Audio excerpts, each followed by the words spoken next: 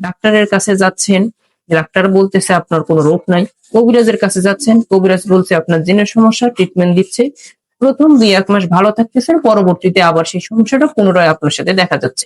তো দেখেন, এখানে একটা বিষয় আমি আপনাদেরকে ক্লিয়ার করি, সেটা হচ্ছে কি, যেহেতু জিন একটা মানুষের শরীরে প্রবেশ করতে পারে, একটা মানুষকে আক্রমণ করতে পারে, তো এখানে একটা জিনিস আপনাকে বুঝতে হবে, জিন এতটাই চালাক, সে আপনার শরীরে কিন্তু প্রবেশ না করেও আপনাকে ডিস্টার্ব দিতে পারে।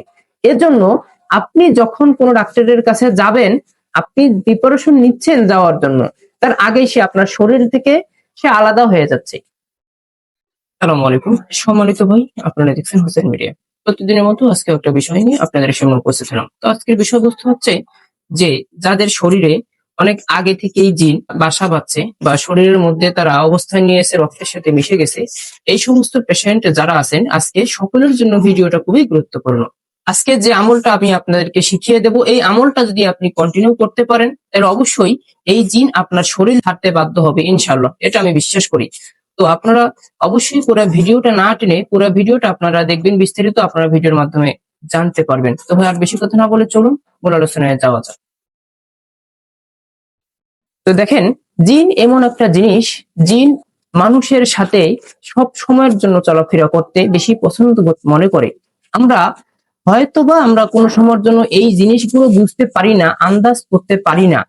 আমাদের মাঠে ঘাটে কাজে কর্মে সব সময়ের জন্য জিন আমাদের সাথে থাকে। কিভাবে? দেখেন, একটা কথা আমি আপনাদেরকে বলি, শয়তান, জিন শয়তান এমন একটা জিনিস, সে বিভিন্ন ভাবে আপনাকে ধোঁকা দেওয়ার চেষ্টা করে। আপনি নামাজ পড়তে যাবেন, আপনাকে বাধা দিবে। মাদ্রাসায় যারা পড়ে, মাদ্রাসার ছাত্র যারা, তাদেরকেও কিন্তু শয়তানে ধোঁকা দেয়, তাদেরকেও কিন্তু জিনে আক্রমণ করে। অর্থাৎ এখানে একটা জিনিস স্পষ্ট ভাবে ক্লিয়ার, যে জিন সর্বক্ষণের জন্য, সব সময়ের জন্য আমাদের পাশেই থাকে, আমাদের ক্ষতি করার চেষ্টা করে। ওরা আমাদের উপকারে কোনো সময়ের জন্য আসে না, খুব কমই আসে তারা আমাদের উপকারে। তারা ক্ষতি করার জন্য, তারা সব সময়ের জন্য প্রস্তুত। বিশেষ করে অনেকেই আছেন যাদের 10 বছর ধরে জিনের সমস্যা, 15 বছর ধরে জিনের সমস্যা, 20 বছর ধরে জিনের সমস্যা। আজকে ডাক্তারের কাছে যাচ্ছেন, ডাক্তার বলতেছে আপনার কোনো রোগ নাই। কবিরাজের কাছে যাচ্ছেন, কবিরাজ বলছে আপনার জিনের সমস্যা, ট্রিটমেন্ট দিচ্ছে। প্রথম 2-1 মাস ভালো থাকতেছেন, পরবর্তীতে আবার সেই সমস্যাটা পুনরায় আপনার সাথে দেখা যাচ্ছে। তো দেখেন, এখানে একটা বিষয় আমি আপনাদেরকে ক্লিয়ার করি, সেটা হচ্ছে কি, যেহেতু জিন একটা মানুষের শরীরে প্রবেশ করতে পারে, একটা মানুষকে আক্রমণ করতে পারে, তো এখানে একটা জিনিস আপনাকে বুঝতে হবে, জিন এতটাই চালাক, সে আপনার শরীরে কিন্তু প্রবেশ না করেও আপনাকে ডিস্টার্ব দিতে পারে। এজন্য আপনি যখন কোনো ডাক্তারের কাছে যাবেন, আপনি প্রিপারেশন নিচ্ছেন যাওয়ার জন্য, তার আগে সে আপনার শরীর থেকে সে আলাদা হয়ে যাচ্ছে। বা সে যখন আপনি ডাক্তারের কাছে যাচ্ছেন, মেশিনে আপনাকে পরীক্ষা নিরীক্ষা করার জন্য, যখনই আপনাকে মেশিনে আপনার বডিটাকে ঢুকিয়ে দেওয়া হচ্ছে, ওই জায়গাও কিন্তু সে তার ইয়া দিয়ে সে ঢেকে রাখে, যাতে মেশিনের আপনার শরীরে যদিও জিনের সমস্যার কারণে কোনো রোগ বাসা বাঁধে, তাহলে আপনার রোগটা যাতে স্ক্রিনে না উঠে, যাতে বুঝতে না পারে ডাক্তারেরা বা মেডিকেল, যাতে এটা ধরতে না পারে, এটার জন্য তারা অনেক সুন্দরভাবে এই ইয়াটা ঢেকে রাখে, যাতে কেউ বুঝতে না পারে। তো ভাই, এই সমস্ত সমস্যার কারণে মানুষের বহু বড় বড় ক্ষতি হয়, বা মানুষ মারা পর্যন্ত যেতে পারে, অনেকেই যায়।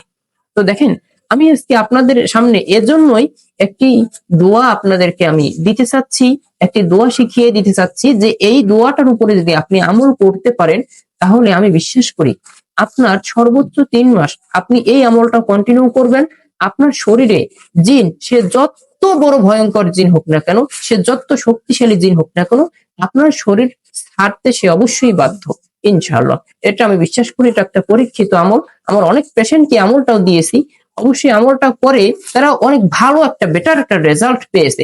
এটার জন্য আমি চিন্তা করলাম আপনাদেরকে এই আমলটা আমি শিখিয়ে দেই সবাইকে, কারণ আমল সবাই করতে পারবেন। যাদের এই সমস্যাগুলো আছে, এই ছোটখাটো যে প্রবলেম গুলো আছে, এই আমলটার মাধ্যমে ছোট থেকে বড় সমস্যাগুলো সমাধান হয়ে যাবে ইনশাআল্লাহ। সহিহ মুসলিমের 2708 ও 9 নম্বর হাদিস, আউযু বিকালিমাতিল্লাহি তাম্মাতি মিন শাররি মা খালাক, আউযু বিকালিমাতিল্লাহি তাম্মাতি মিন শাররি মা খালাক। অর্থাৎ আপনারা যখন এই দোয়াটা পাঠ করবেন, ফজর আর মাগরিব এই 2 টাইম আপনাকে এই দোয়াটা পাঠ করতে হবে। এই দোয়াটা যখন আপনি 2বার পাঠ করবেন, ফজরের পর আর মাগরিবের পর, দোয়াটা পাঠ করার পরে আপনার হাতে ফু দিবেন 7বার করে। 7বার করবেন, হাতে ফু দিবেন, দিয়ে শরীরটা এভাবে মাসাজ করে নেবেন ফজরের পর আর হলো মাগরিবের পর। মনে রাখবেন আমলটা কন্টিনিউ করতে হবে, কন্টিনিউ করতে হবে 3 মাস। 3 মাস আপনাকে করতে হবে। আমলটা যখন আপনি শুরু করবেন, প্রথমে 1 সপ্তাহ সমস্যা আপনার আরো বাড়তে পারে, তবে আমলটা আপনাকে বন্ধ রাখা যাবে না। আমলটা আপনি কোনো সময়ের জন্য বন্ধ রাখবেন না, কারণ এই আমলটা যখন আপনি করবেন, সে আপনার শরীরে স্থির থাকতে পারবে না, আপনার শরীরে বিভিন্নভাবে যন্ত্রণা দেওয়ার চেষ্টা করবে। অবশ্যই আপনি ওই সময় কষ্ট পেলেও আপনাকে আমলটা করতে হবে, কারণ আপনার ভিতরে একটা জেদ থাকবে, আমাকে সুস্থ হতে হবে, আল্লাহ তাআলা আমাকে সুস্থতা দান করবে, আল্লাহ তাআলা আমাকে শেফা দান করবে। তো অবশ্যই আপনি যখন দোয়াটা পাঠ করবেন, অবশ্যই আল্লাহ তাআলার প্রতি তাওয়াক্কুল করে আপনি দোয়াটা পাঠ করবেন। আমি বিশ্বাস করি 3 মাসের ভিতরে আপনার এই সমস্যাটা সমাধান হয়ে যাবে ইনশাআল্লাহ। তো ভাই, আমার ভিডিওটা এতটুকুই ছিল। আমার ভিডিওটা দেখার পরে আপনার কতটুকু উপকার হলো, অবশ্যই আমার ভিডিওর নিচে একটা কমেন্ট করে যাবেন। সকলেই ভালো থাকবেন, সুস্থ থাকবেন। আসসালামু আলাইকুম ওয়া রাহমাতুল্লাহ।